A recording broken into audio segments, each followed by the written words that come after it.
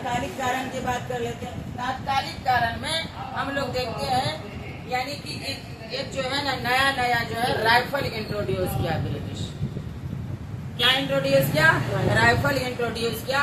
और इस राइफल से पहले वहाँ पे जो है ना ब्राउन बेस नाम का राइफल चलता था, मस्केट चलता था, मस्केट होता था ब्राउन बेस नाम का।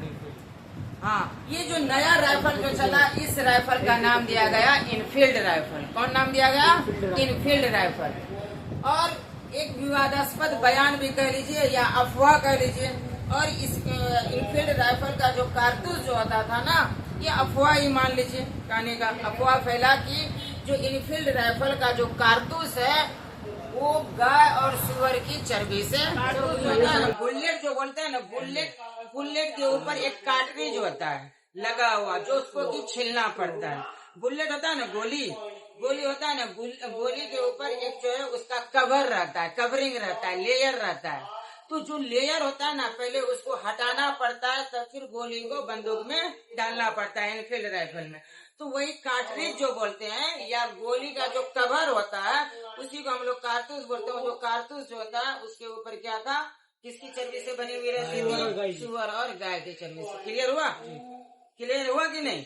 वो जो गोली के ऊपर लेयर होता है, कवरिंग होता है, समझे, परत जिसको बोल देते हैं, परत होता है। तो वही जो है किससे बना हुआ था? गाय और सुअर की चर्बी से। और हम लोग जानते हैं गाय जो है हिंदू के लिए पवित्र है, और उसी तरह से ये सुअर जो है मुस्लिम के लिए हराम है। तो यहाँ पर जो है अंग्रेज धर्म से खेल रहा था, यानी कि धर्म को पहुंचाने का काम कर रहा था। इंसान के जो धर्म से सेंटीमेंट जुड़ा हुआ रहता है उससे खेल रहा था, और जो कि बर्दाश्त नहीं कर पा रहा था। और यही कारण के वजह से, इसी गुस्से की वजह से, धर्म के जाने की वजह से भारतीय सिपाही में क्या मच गया? यानी कि दंगा शुरू हो गया, पूरा कोलाहल मच गया। लोग जो है अब अंग्रेजी सेना में जाना ही नहीं चाह रहे, अंग्रेजी सेना का विरोध करने लगे। और ये विरोध करने वाला सबसे पहला हम लोग अब यहाँ से हम लोग पढ़ने वाले हैं कि 24 अप्रैल 1857 को, 24 अप्रैल 1857 को 34वीं बटालियन ये 34वीं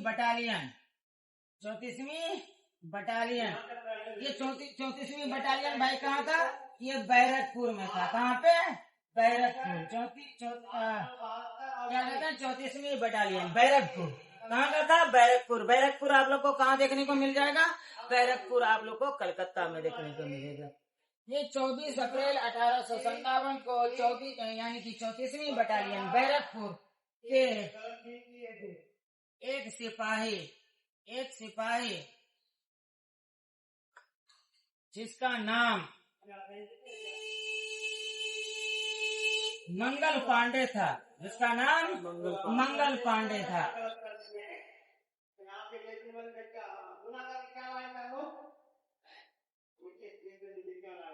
कारतूस के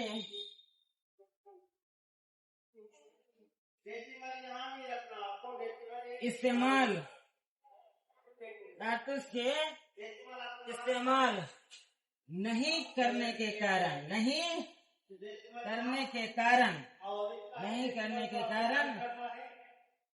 उन्हें फांसी दे दी। फांसी दे दी, समझे? ये 34वीं बटालियन का था। 34वीं बटालियन का कौन था? 34वीं बटालियन का कौन था? एक सिपाही जिसका नाम क्या था? मंगल पांडे। जिसका नाम क्या था भाई? मंगल पांडे। एक क्वेश्चन करता है, मंगल पांडे था, और इनको फांसी कब दी गई थी मंगल पांडे को? 24 अप्रैल 1857 को। 24 अप्रैल 1857 को 34वीं। और मंगल पांडे कौन सी बटालियन से जुड़ा हुआ था? कौन सा बटालियन से जुड़ा हुआ था? 34वीं बटालियन। 34वीं बटालियन कहाँ का था? बैरकपुर का। 34वीं बटालियन कहाँ का था? बैरकपुर का था। बैरकपुर कहाँ है? कलकत्ता में, समझे? 24 अप्रैल 1857 को 34वीं बटालियन बैरकपुर के एक सिपाही जिसका नाम मंगल पांडे था, कारतूस के इस्तेमाल नहीं करने के कारण, यानी कि कारतूस का ये इस्तेमाल करने से मना कर दिया कि हम कारतूस का इस्तेमाल नहीं कर सकते हैं, क्योंकि इसमें सुअर और गाय की चर्बी मिली है। और ये भी अफवाह फैला कि जब भारतीय सैनिक को खाना दिया जाता है, आटे में जो है बहुत सारे हड्डियों का, जानवर के हड्डियों का चूर्ण मिला के दिया जाता है, चूरन मिला के दिया जाता है, मतलब पाउडर मिला के दिया जाता है। ये भी अफवाह फैला था। और ये तो अफवाह मैन हो गया कारतूस है सुअर और चर्बी के। हम लोग जानते ही हैं गाय कितना पवित्र है हिंदू धर्म के लिए, और उसी तरह से पोर्क जो है सुअर कितना हराम है मुस्लिम के लिए। तो मतलब यहाँ पे मुस्लिम सेंटीमेंट से खेल रहा है, हमारे आस्था से खिलवाड़ कर रहा है, हमारे धर्म के साथ खिलवाड़ कर रहा है। इसलिए मंगल पांडे जो 34वीं बटालियन बैरकपुर से जुड़ा हुआ था, वो जो है क्या कहते हैं, कारतूस के इस्तेमाल नहीं करने के कारण उसे क्या दे दी गई, फांसी दे दी गई। तो फांसी दे दी गई 24 अप्रैल 1857, 24 अप्रैल 1857 को। इसी तरह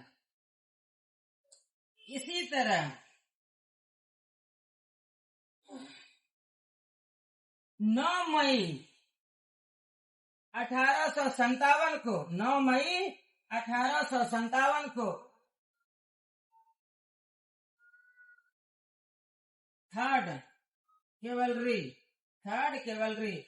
मतलब घुड़सवारी। इसी तरह 9 मई 1857 को थर्ड केवलरी मतलब घुड़सवार रेजिमेंट, समझे घुड़सवार रेजिमेंट, हम अच्छा से लिख दे रहे हैं, घुड़सवार रेजिमेंट।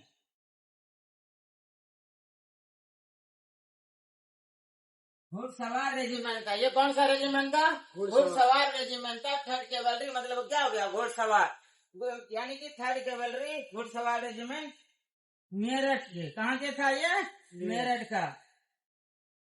85 सैनिकों ने इस कारतूस को चलाने से, इस कारतूस को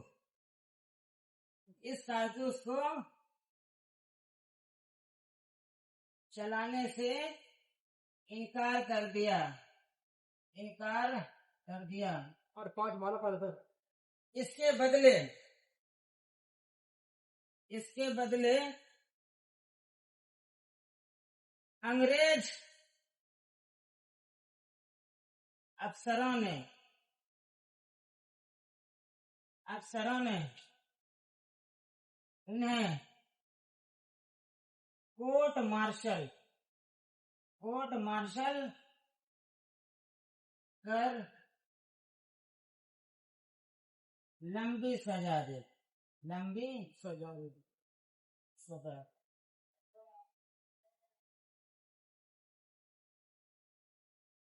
और ये देख लीजिए, इसी तरह जिस तरह से 24 अप्रैल 1857 को मंगल पांडे को फांसी दे दी गई थी, उसी तरह से 9 मई 1857 को थर्ड केवलरी रेजिमेंट आपको कहाँ देखने को मिलता है, मेरठ में। कहाँ पे, मेरठ में। और मेरठ से ही जो है 1857 की क्रांति की शुरुआत होती है। अब हम बताएंगे अभी कैसे। 1857 की क्रांति की शुरुआत कहाँ से होती है, मेरठ से ही होती है। इसी तरह 9 मई 1857 को थर्ड केवलरी, इसको घुड़सवार रेजिमेंट करता है, थर्ड यानी कि घुड़सवार रेजिमेंट, ये कहाँ था, मेरठ के 85 सैनिकों ने कारतूस यानी कि कारतूस को चलाने से क्या कर दिया, इनकार कर दिया, मना कर दिया कि नहीं चलाएंगे।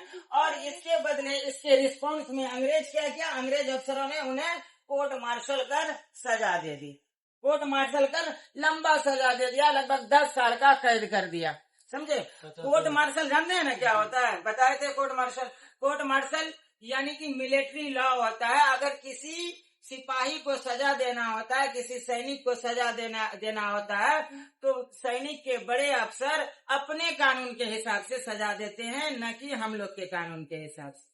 अगर हम लोग के बीच में आकर के गलती करेगा तो हम लोग के तरह उसको सजा मिलेगा। अगर सैनिक का कोई नियम उल्लंघन करेगा तो उनका क्या किया जाएगा, जो सजा दी जाएगी उसी को हम लोग क्या बोलेंगे, कोर्ट मार्शल बोलेंगे। क्या बोलेंगे? कोर्ट मार्शल बोलेंगे। तो सजा तो दे दिया, इतना कर दिया, लेकिन अब जो है हम लोग 10 मई के बारे में देख लेते हैं, जो कि 1857 की क्रांति का ये डेट है। 1857 की क्रांति का क्या है? 10 मई। 10 मई 1857 को मेरठ के बाकी सैनिकों ने, बाकी जो बचा हुआ था, बाकी सैनिकों ने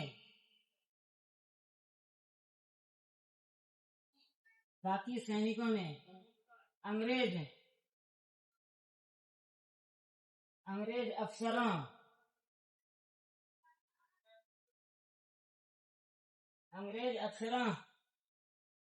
के खिलाफ विरोध किया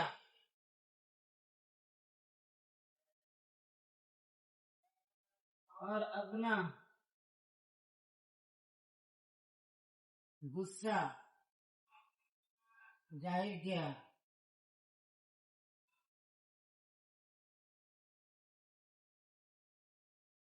विद्रोहियों ने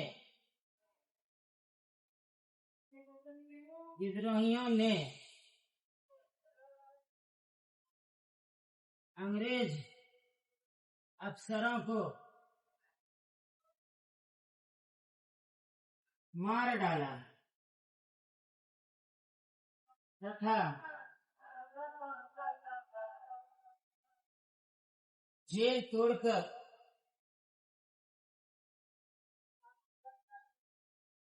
अपने साथी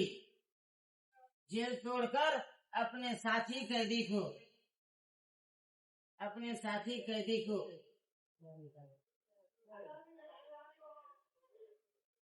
निकाल कर दिल्ली की तरफ कूच किया।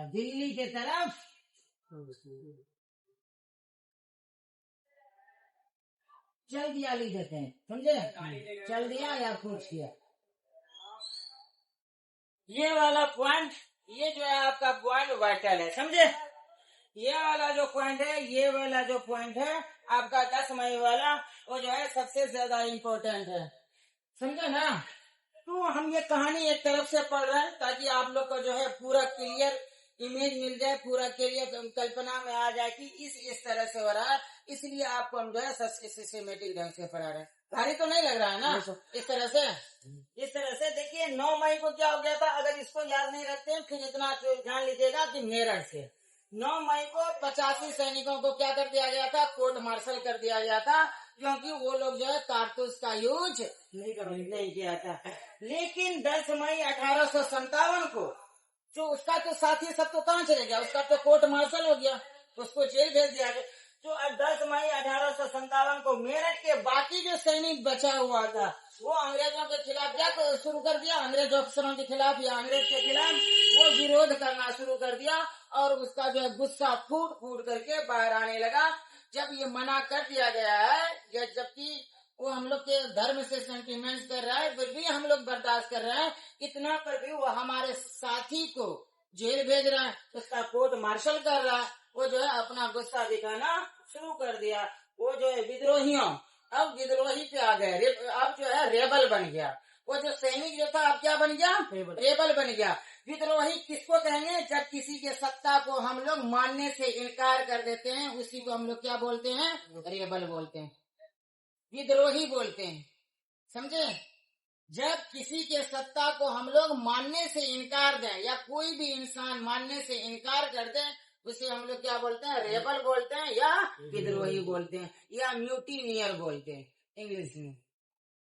तो यहाँ पे विद्रोहियों ने भी जो है अंग्रेजी सत्ता को क्या कर दिया? लात मार दिया, उसको ललकारा, मतलब चैलेंज किया, उसको जो है पूरा का मानने से इनकार कर दिया ये अंग्रेजी सत्ता को। तो विद्रोहियों ने अंग्रेज अफसरों को मार डाला मतलब जान से ही मार डाला, और वहाँ जो है अच्छा खासा तोड़ फोड़ किया, और जेल को भी तोड़ करके जो बाकी कैदी जेल में जो था उसको निकाल करके वो लोग दिल्ली की तरफ चले गया। जब दिल्ली की तरफ चले गया तो दिल्ली में अब जो है क्या करेगा? दिल्ली जो है 11 मई को पहुंचा।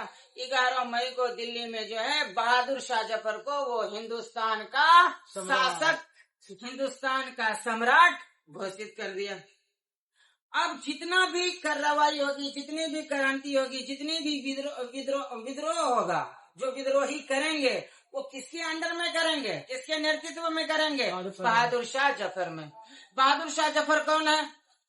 बहादुर शाह जफर मुगल का अंतिम शासक है। मुगल साम्राज्य का अंतिम शासक कौन है? बहादुर शाह जफर। बहादुर शाह जफर।